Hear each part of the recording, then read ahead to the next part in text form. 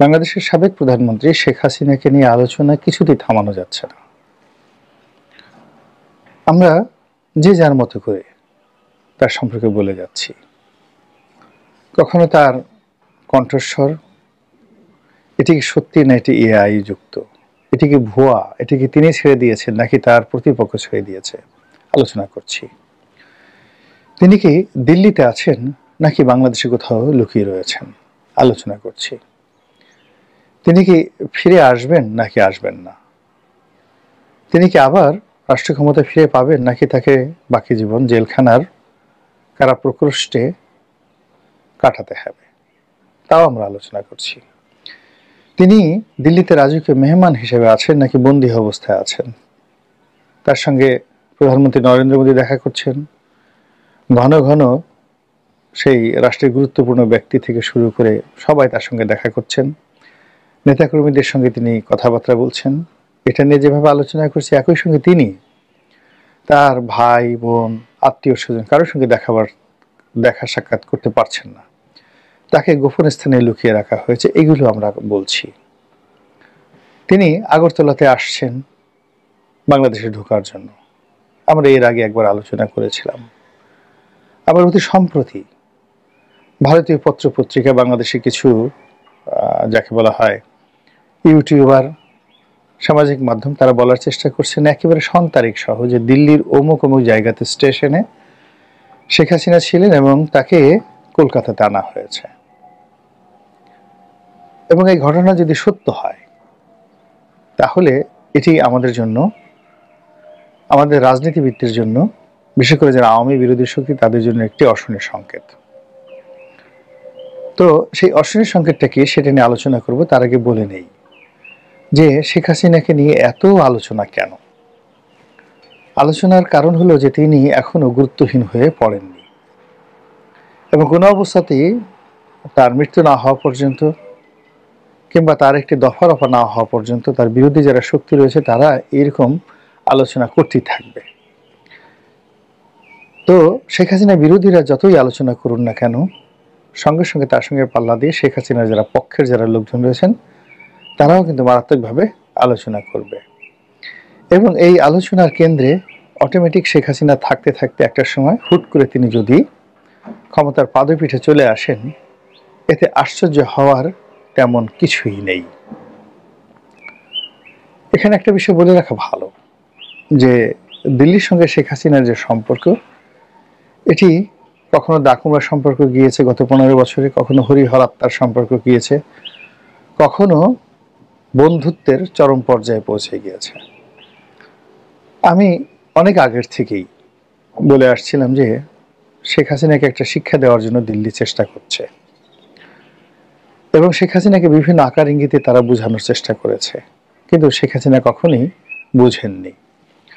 তার মধ্যে একটা অহমিকা বোধ ছিল যে তিনি জাতির জনকের কন্যা এবং তার পিতা যেভাবে মনে করতেন যে বাংলাদেশের জনগণ তাকে ভালোবাসে, শেখ হাসিনার মনের মধ্যে এখনো ধারণা যে তিনি এয়ারপোর্টে এলে লক্ষ লক্ষ কোটি কোটি মানুষ তাকে অভ্যর্থনা জানাবে এবং তিনি এদেশের মানুষের জন্য যে কাজ করেছেন, এদেশের মানুষ জীবন দিয়ে হলেও তাকে রক্ষা করবে।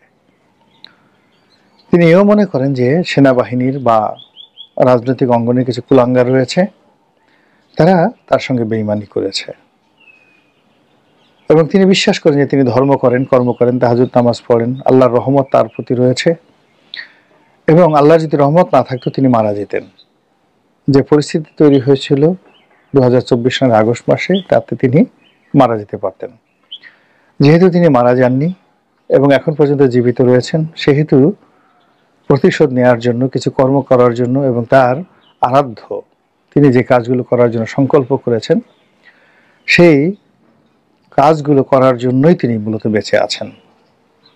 এবং তার যে কয়েকটি অডিও ফুটেজ আমরা দেখেছি যেগুলো ভাইরাল হয়েছে, সব অডিওতে তিনি তার এই বেঁচে থাকাকে আল্লাহর একটা নিয়ামত হিসেবে তিনি বর্ণনা করেছেন। তো কাজেই তার এই যে দৃঢ়তা, তার যে শক্তিমত্তা, তার যে আত্মবিশ্বাস, এটি শেখ হাসিনা বিরোধীদের জন্য একটি ব্যাড সিগন্যাল। দ্বিতীয়ত, তিনি যেখানে রয়েছেন এটিও তার বিরোধী শক্তির জন্য একটি ব্যাড সিগন্যাল। তিনি যদি আজারবাইজানে থাকতেন, তিনি যদি দুবাইতে থাকতেন, তিনি যদি ইভেন মালয়েশিয়াতে থাকতেন, এটি আমাদের জন্য ভয়ের কারণ ছিল না। কিন্তু প্রতিবেশী রাষ্ট্র ভারতে তিনি আছেন, এটি যে কোনো কারণে আমাদের জন্য একটি মারাত্মক হুমকি। দ্বিতীয়ত, ভারত যে তাকে রেখেছে, ভারত তাকে রেখেছে রাজকীয় মেহমান হিসেবে, এবং ভারত তাকে ক্ষমতায় বসাবে, তাকে পুনর্প্রতিষ্ঠিত করবে এবং আওয়ামী লীগকে ক্ষমতায় আনবে, এবং বাংলাদেশে তাদের স্বার্থ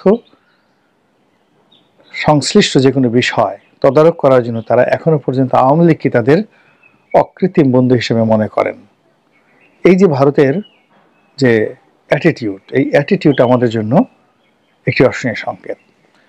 সর্বোপরি এখনো পর্যন্ত ভারত বন্ধু খুঁজে পায়নি। বিএনপির সঙ্গে, জামাতের সঙ্গে, ডক্টর ইউনূসের সঙ্গে এখনো পর্যন্ত তাদের কোনো বন্ধুত্ব তৈরি হয়নি। তো সেই দিক থেকে শেখ হাসিনাকে নিয়ে তাদের যে প্ল্যান, তাদের যে পরিকল্পনা, সেই পরিকল্পনা নিয়ে যদি আমরা ভয় না পাই, তাহলে আমরা বোকার স্বর্গে বসবাস করছি। এবং সর্বোপরি, কাকতালীয় কিনা জানি না, আমেরিকার যিনি গোয়েন্দা প্রধান মিস্টার তুলসী গ্যাবার্ড, তিনি মিসেস তুলসী গ্যাবার্ড, তিনি দিল্লি সফর করার পর দিল্লির কথাবার্তা পরিবর্তন হয়ে গিয়েছে।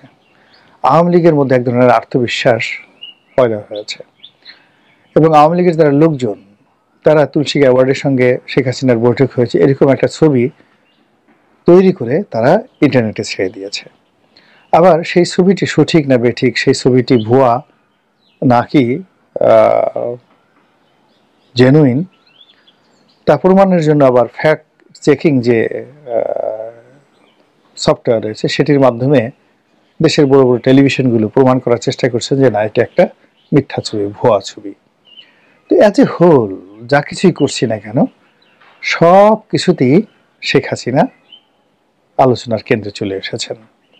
এবং তুলসী গ্যাবার্ড দিল্লি ত্যাগ করার পর যখন শেখ হাসিনাকে আবার কলকাতা আনা হলো বা আনা হয়েছে, এরকম ঘটনার কথা যখন আমরা শুনতে পাচ্ছি, এবং এই ঘটনা যদি বিন্দুমাত্র সত্য হয়ে থাকে, তাহলে আমাদের খবর আছে। এর কারণ হলো আমরা জানি আওয়ামী লীগের বেশিরভাগ মানুষ এখন যারা পলাতক কলকাতাতে আছেন, দলের শীর্ষ নেতৃবৃন্দ।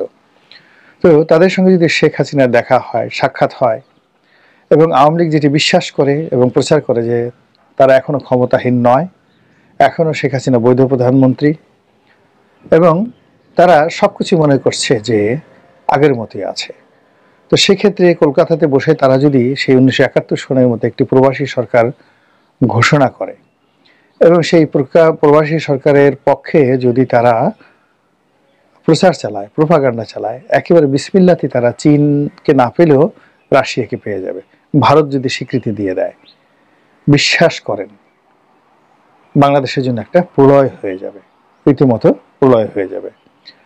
সরকার এই বিষয়গুলো ভাবছেন কি ভাবছেন না আমি বলতে পারবো না, তবে বাংলাদেশ সরকারের মধ্যে, সেনাবাহিনীর মধ্যে এমন কতগুলো সমস্যা দেখা দিয়েছে যে সমস্যাগুলোর কারণে শেখ হাসিনাকে কেন্দ্র করে আওয়ামী লীগের যে সম্ভাবনা, সেই সম্ভাবনার দ্বার ক্রমশ বেড়েই চলেছে। মহান আল্লাহ আমাদের সবাইকে